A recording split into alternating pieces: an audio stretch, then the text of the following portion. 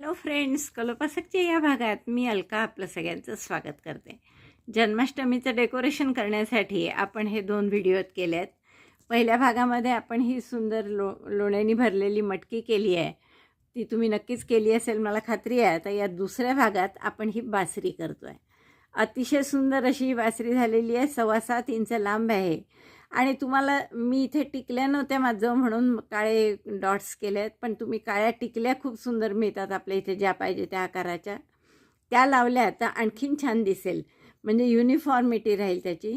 तर मला वाटतं खूपच आवडेल. आणि छोटेसे आपण घुंगरूही लावले आहेत की जेणेकरून नाही खऱ्या बासरीसारखा आवाज आला तर कमीत कमी घुंगराचा तरी आवाज येईल.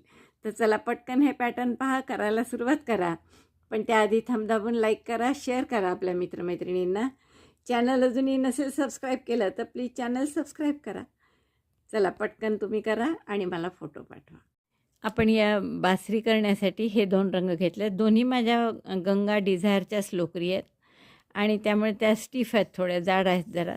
आणि सुई मात्र 3.5 घेतलेली आहे आपण. पिवळ्याने सुरुवात करू आपण. मॅजिक लूपमध्ये 6 सिंगल क्रोशे करून घ्या.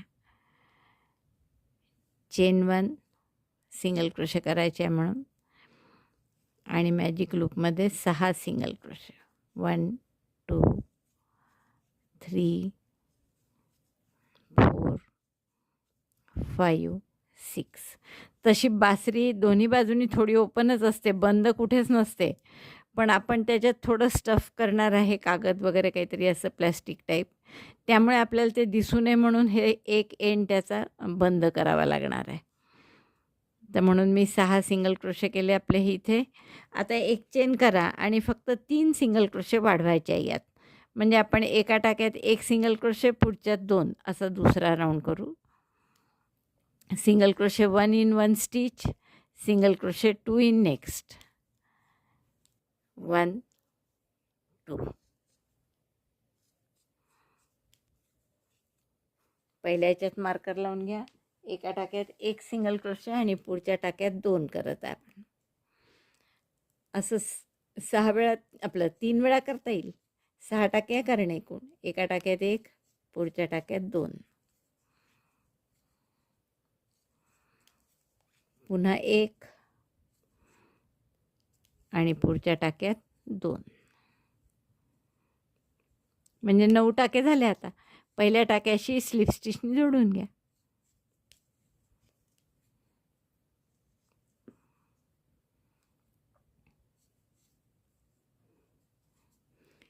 नऊच झाल्यामुळे सपाट नाही होणार, थोडासा गोलाकार येईल, कारण की 6चे 12 केले तर सपाट होता, पण 12 नाही केले, इथे 9च केले, त्यामुळे असा थोडा गोलाकार आला.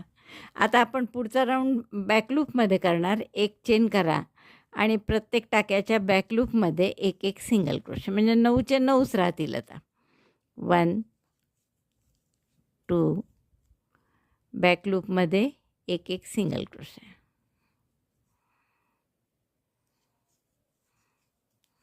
3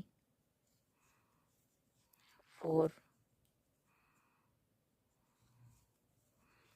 5 6 7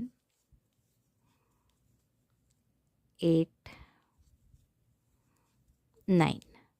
9 टाके झाले होते ना आपले. 6चे आपण 3 वाढवून 9 केले होते. तर बरोबर 9 टाक्यात एक एक सिंगल क्रोशे केला. पुढच्या पहिल्या टाक्याशी स्लिप स्टिचने जोडून घ्या. 3 राऊंड झाले आपले हे. आता चौथ्या राऊंडला काय कराल, एक चेन आणि प्रत्येक टाक्यात एक एक single crochet. Chain 1 single crochet 1 in each stitch. 9 टाके तर 9च राहतील. जवळपास पूर्ण बासरीभर हेच डिझाईन आहे आपलं, फक्त रंग बदलायचे आहेत कुठे कुठे, एवढंच. प्रत्येक टाक्यात एक एक सिंगल क्रोशे.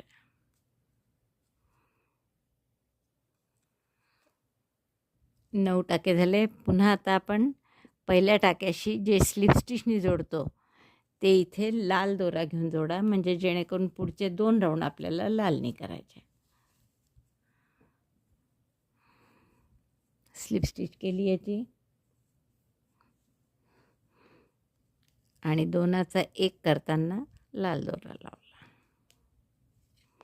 पिवळा धागा ओढून घ्या पूर्ण, कापू नका, कारण 2 राऊंड झाले की पुन्हा पिवळा वापरायचाच आहे आपल्याला. एक चेन केली, घट्ट करून घ्या हे, आणि याची या लाल चीन पिवळ्याची गाठी मारून घ्यावं, तर म्हणजे लाल दोरा हालत नाही इकडे तिकडे.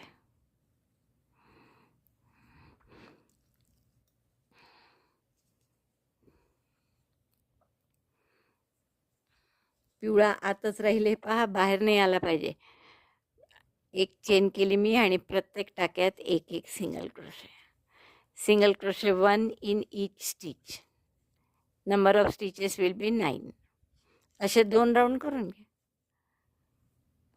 एक राऊंड झाल्यावर आपण स्लीव स्टिचनी बंद केलं, पुन्हा एक चेन करा आणि प्रत्येक टाक्यात परत एक एक सिंगल क्रोशे. तर 9चे 9च राहतील टाके. Single crochet 1 in each stitch. मग अशी रंगच बदलला होता, त्यामुळे मार्कर लावायची गरज नव्हती, पण आता लावायचा आहे. 2 झाले, 3 मोजतच चला, 9च आहे. लालचे 2 राऊंड झाले आहेत. आता पुढचं परत आपल्याला पिवळ्यानीच करायचं आहे. तर मार्कर काढून स्लीव स्टिच करायची आहे. तर ती स्लीव स्टिच मात्र आपण पिवळाच ओढवून घेऊ. दोन्ही लालमध्ये घातलं आधी, आणि दोऱ्याचा वेढा घेतो तो पिवळा घ्यायचा, म्हणजे आपोआप टाका पिवळा येतो पहिला. दोरा ओढून घ्या घट्ट हा लाल, आणि तो कापला तरी चालेल, कापून लगेच हाईड करा आपण.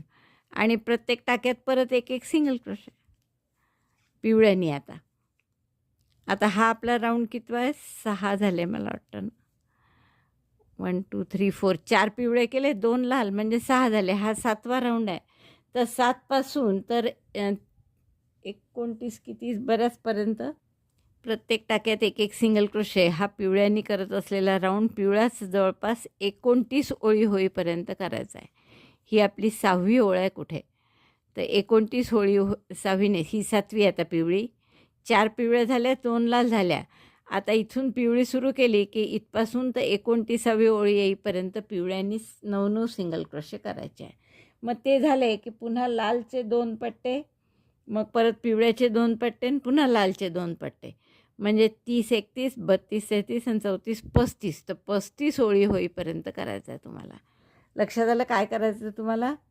आता असं कसं कसं करत जाल पहा. हे 4 पिवळे केले आपण, R1 to R4, 4 राऊंड पिवळ्यांनी, वायनी दाखवते मी पिवळं म्हणजे. मग 2 लालनी केले, R5 R6, 5वा आणि 6वा राऊंड लालनी दाखवला. मग 7 ते 29. आता हे पूर्ण पिवळ्यांनीच करायचे आहे आपल्याला सगळे राऊंड. असेच 9 सिंगल क्रोशे. 30 31 लालनी करायचं आहे. पुढचे 2 राऊंड 32 33 पिवळ्यांनी करायचं आहे. 34 35 परत लालनी करायचं आहे. 36 37 परत पिवळ्यांनी करायचं आहे. आता काहीच दाखवण्यालायक नसल्यामुळे यात मी दाखवणार नाही आहे. प्रत्येक वेळेस रंग कसा बदलायचा हे मी तुम्हाला इथे दाखवलं की स्लीव स्टिच जेव्हा करतो आपण, ती स्लीव स्टिचच मुळी रंग बदलू, त्या दुसऱ्या रंगांनी, नवीन रंगांनी करायची, म्हणजे असे गॅप नाही आहेत फारशा. आणि असं आपण रंग बदलवून हे पूर्ण 37पर्यंत राऊंड करून घ्या. मग पुढचं मी सांगते. हे आपले 37 राऊंड झाले आहेत पहा. 4 पिवळे 2 लाल, 6 झाले. 7 ते 29 पिवळे परत, 30 31 लाल, 32 33 पिवळे, 34 35 लाल, 36 37 पिवळा परत. तर एवढे राऊंड आपण केले आहेत. कसे? तर chain 1 single crochet 1 in each stitch. बस असंच केले आहेत 9 वेळा, 9 सिंगल क्रोशे. आता आपल्याला थोडा शेवट याचा कसा करायचा आहे पहा. आता या 9 पैकी 5 सिंगल क्रोशे करा. 1 2 3 4 5 आणि पुढच्या टाक्यात स्लिप स्टिच करा.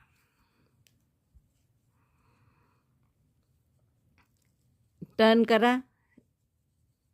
स्लिप स्टिच न करताच आपलं एक चेन न करताच टर्न करा आणि पहिला टाका सोडून द्या आणि या 4 टाक्यात परत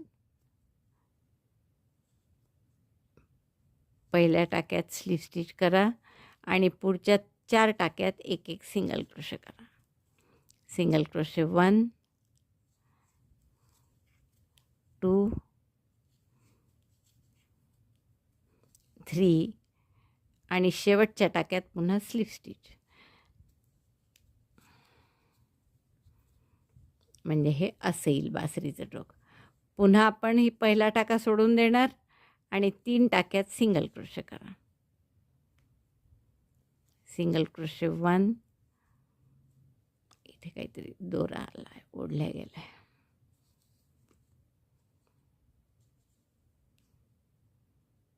स्लिप स्टिच केली होती आपण शेवटच्या टाक्यात.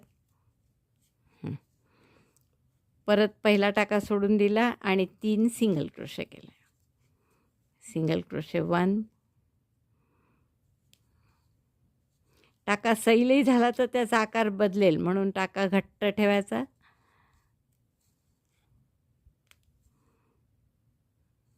2, 3. आता दोरा कापून घ्या शेवटी आणि स्लिप स्टिचसारखं इथे टॅपेस्ट्री नीडलने जोडून घ्या. तर आता ही तुमची बासरी तयार झाली आहे. याला आपण आता छान थोडंसं सजवू शकतो.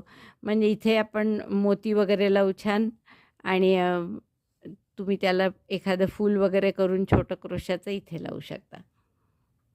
जसं मी तुम्हाला सांगितलं टॅपेस्ट्री नीडलने स्लिप स्टिच करतो तसं ओवून घ्या. तसं मी पुढच्या टाक्यात फक्त दोरा घेतला जेणेकरून याचा शेप छान येईल.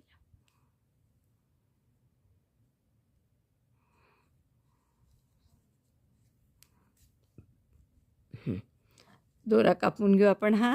हे बासरीला जे असतं ना असं मध्येच फुंकर मारण्यासाठी तसं आपण केला. आता याच्यात आपल्याला एक पक्कं राहावं म्हणून एखादं पेपरचाच रोल करून तुम्ही त्यात टाकू शकता. कारण दुसरं काही टाकलं तर त्याचा आकार बिघडेल. फायबर वगैरे टाकलं तर त्याचा आकार बिघडेल. त्यामुळे आपण यात फायबर न टाकता, आणि हे इतकं अरुंद आहे की त्यात फायबर जमणारी नाही टाकायला.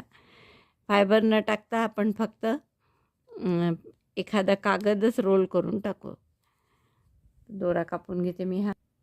असे आपल्याजवळ जे पेपर असतात ना त्यातलाच पेपर घ्या एखादा आणि असा रोल करा तो, आणि रोल करून त्याच्यात आपण टाकून देऊ. म्हणजे थोडासा आधार राहील त्याला, दबणार नाही म्हणून.